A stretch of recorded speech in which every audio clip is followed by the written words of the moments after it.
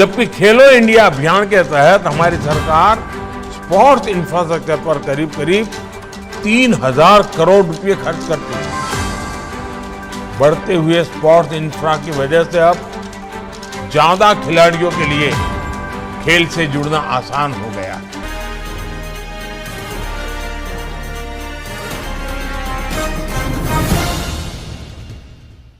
नमस्कार। खेल निहित स्वार्थ से ऊपर उठकर सामूहिक सफलता की प्रेरणा देता है। खेल हमें मर्यादा का पालन करना सिखाता है, नियमों से चलना सिखाता है। एक विजेता तभी महान खिलाड़ी बनता है जब उसके हर आचरण से समाज प्रेरणा लेता है। 2014 के बाद से आधुनिक विकास के पथ पर दौड़ता भारत कहीं ना कहीं प्रधानमंत्री नरेंद्र मोदी के दृढ़ संकल्पों का ही नतीजा है। पीएम मोदी ने सबका साथ और सबका विकास का नारा दिया। गरीबों के लिए अनाज की व्यवस्था हो या जन धन खाता, महिलाओं के उज्ज्वला योजना हो या सेना में बढ़ता महिलाओं का कद हो, डिजिटल इंडिया स्टार्टअप योजना के माध्यम से लोगों को मिलता रोजगार हो या कौशल विकास योजना, ये युवाओं के निखरने की बात हो। जानकारों का मानना है कि पीएम मोदी के दृढ़ संकल्प से ही ये संभव हो पाया है। साथियों, पिछले 9 वर्षों में भारत में खेल का एक नया युग शुरू हुआ है।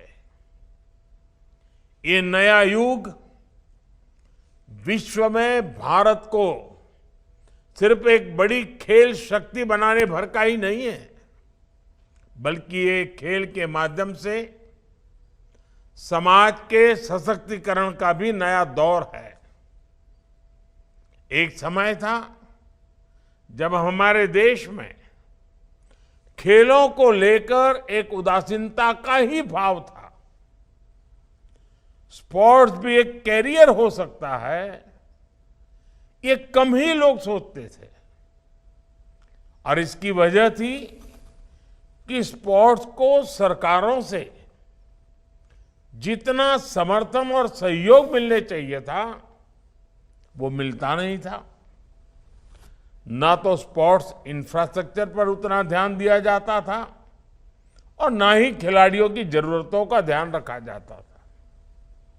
इसलिए गरीब और मध्यम वर्ग के बच्चों के लिए, गांव देहात के बच्चों के लिए खेल में आगे बढ़ पाना बहुत मुश्किल था।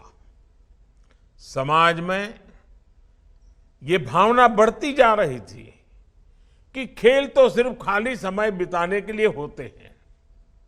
ज्यादातर माता पिता को भी लगने लगा कि बच्चे को उस प्रोफेशन में जाना चाहिए जिससे उसकी लाइफ सेटल हो जाए। कभी कभी मैं सोचता हूं कि सेटल हो जाने वाली मानसिकता की वजह से न जाने कितने महान खिलाड़ी देश ने खो दिए होंगे। लेकिन आज मुझे खुशी है कि खेलों को लेकर माता पिता और समाज के दृष्टिकोण में बहुत बड़ा बदलाव आया है। जीवन में आगे बढ़ने के लिए खेल को एक एट्रैक्टिव प्रोफेशन के तौर पर देखा जाने लगा है। 2019 में शुरू हुआ खेलो इंडिया कार्यक्रम भी प्रधानमंत्री के दूरगामी सोच का ही नतीजा है। खेलो इंडिया के माध्यम से खिलाड़ियों को नई पहचान मिल रही है, तो वहीं भारत का कद भी बढ़ रहा है।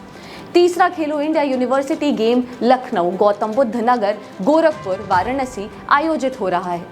पहले दिन इकाना में टेनिस, जबकि स्पोर्ट्स कॉलेज में रग्बी खेला गया। खेलो इंडिया में देश भर के विभिन्न यूनिवर्सिटी के 4,000 से अधिक एथलीट हिस्सा ले रहे हैं।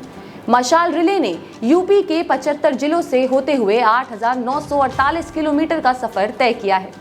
इसमें करीब 5.5 लाख से ज्यादा लोग शामिल हुए हैं। आइए जानते हैं खेलो इंडिया है क्या। खेलो इंडिया यूनिवर्सिटी गेम्स भारत सरकार द्वारा आयोजित एक वार्षिक बहु खेल आयोजन है, जिसका उद्देश्य खेल संस्कृति को बढ़ावा देना और विश्वविद्यालय स्तर पर युवा प्रतिभाओं को पोषित करना है। 2019 में शुरू किए गए खेलो इंडिया यूनिवर्सिटी गेम्स ने छात्र एथलीट के लिए अपने कौशल का प्रदर्शन करने और राष्ट्रीय स्तर पर प्रतिस्पर्धा करने के लिए एक प्रतिष्ठित मंच के रूप में जल्दी से मान्यता प्राप्त की है। आइए जानते हैं खेलो इंडिया है क्या। खेलो इंडिया यूनिवर्सिटी गेम्स भारत सरकार द्वारा आयोजित एक वार्षिक बहुखेल आयोजन है, जिसका उद्देश्य खेल संस्कृति को बढ़ावा देना और विश्वविद्यालय स्तर पर युवा प्रतिभाओं को पोषित करना है। 2019 में शुरू किए गए खेलो इंडिया यूनिवर्सिटी गेम्स ने छात्र एथलीटों के लिए अपने कौशल का प्रदर्शन करने और राष्ट्रीय स्तर पर प्रतिस्पर्धा करने के लिए एक प्रतिष्ठित मंच के रूप में जल्दी से मान्यता प्राप्त की है। खेलो इंडिया यूनिवर्सिटी गेम्स भारत में एक महत्वपूर्ण खेल आयोजन के रूप में उभरा है, जो छात्र एथलीटों की आकांक्षाओं को प्रज्वलित करता है और उनके चमकने के लिए एक मंच प्रदान करता है। खेल संस्कृति को बढ़ावा देने, युवा प्रतिभा की पहचान करने और विश्व स्तरीय बुनियादी ढांचा प्रदान करने पर ध्यान केंद्रित करने के लिए माध्यम से खेल भारत में खेलों के भविष्य को आकार देने में महत्वपूर्ण भूमिका निभाते हैं। लखनऊ में जो पहले से सुविधाएं थी, उनका विस्तार किया गया है। आज वाराणसी में सीगरा स्टेडियम आधुनिक अवतार में सामने आ रहा है। यहाँ पर लगभग 400 करोड़ रुपए खर्च करके युवाओं के लिए आधुनिक सुविधाओं का निर्माण किया जा रहा है। खेलो इंडिया प्रोग्राम के तहत ही लालपुर में सिंथेटिक हॉकी मैदान, गोरखपुर के वीर बहादुर सिंह स्पोर्ट्स कॉलेज में मल्टीपर्पज हॉल, मेरठ में सिंथेटिक हॉकी मैदान और सहारनपुर में सिंथेटिक रनिंग ट्रैक के लिए भी मदद दी गई है। आने वाले समय में खेलो इंडिया प्रोग्राम के तहत ऐसी ही सुविधाओं का और विस्तार किया जाएगा। साथियों, हमने इस बात पर भी फोकस किया है कि खिलाड़ियों को ज्यादा से ज्यादा प्रतियोगिताओं में हिस्सा लेने का अवसर मिले। जितना ज्यादा खिलाड़ी स्पोर्ट्स कॉम्पिटिशन्स में हिस्सा लेते हैं, उतना ही उनका लाभ होता है, उनका टैलेंट निखरता है। एक विजेता तभी महान खिलाड़ी बनता है जब वो हमेशा खेल भावना का, मर्यादा का पालन करता है। एक विजेता तभी महान खिलाड़ी बनता है जब उसके हर आचरण से समाज प्रेरणा लेता है। इसलिए आप सभी युवा साथियों को अपने खेल में इन बातों का ध्यान जरूर रखना चाहिए। मुझे विश्वास है आप इन यूनिवर्सिटी गेम्स में खेलेंगे भी और खिलेंगे भी। जानकारी के अनुसार प्रधानमंत्री की कल्पना के अनुसार हर जिले में खेलो इंडिया सेंटर बनाए गए हैं। 2023 के आखिरी तक खेलो इंडिया सेंटर की संख्या 1000 के पार हो जाएगी। ग्रामीण प्रतिभाओं को एक प्लेटफॉर्म देने के लिए हर जिले में खेलो इंडिया सेंटर बनाए गए हैं।